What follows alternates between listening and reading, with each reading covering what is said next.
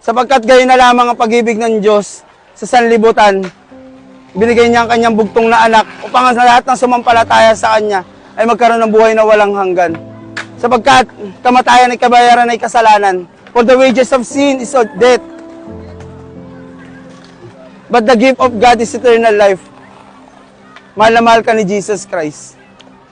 Mahal na mahal ka ng Diyos. Hindi corny si Jesus. Hindi corny si Jesus. Ay lang pinakamasasabi ko sa inyo. Kahit dahil kung hindi totoo si Jesus Christ, wala sa harap ninyo yung taong nagbabahagi ng salita niya. Pwede ko ba kayo maanyayahan? Dito na lang po, sa isang panalangin. Pwede ka bang pumikit? Hayaan mo yung mga nakapaligid sa'yo. Hayaan mo yung mga naririnig mo. Hayaan mo sila. Hayaan mo na kung saan si Jesus Christ naman, yung hinahanap mo, yung hanapin mo. Dahil walang iba na mas mahalaga ngayon sa oras na to kundi si Jesus.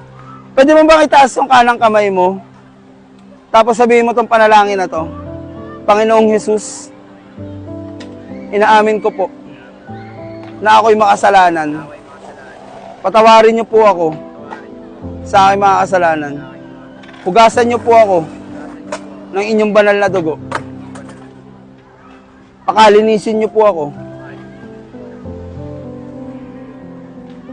Huwag niyo po hayaan na mapunta ako sa dagat-dagatang apoy. At isulat niyo po ang aking pangalan sa aklat ng buhay. Salamat po. Ito po ang aking dalangin. Sa pangalan ni Jesus. Amen. Ako na naman nanalangin sa inyo.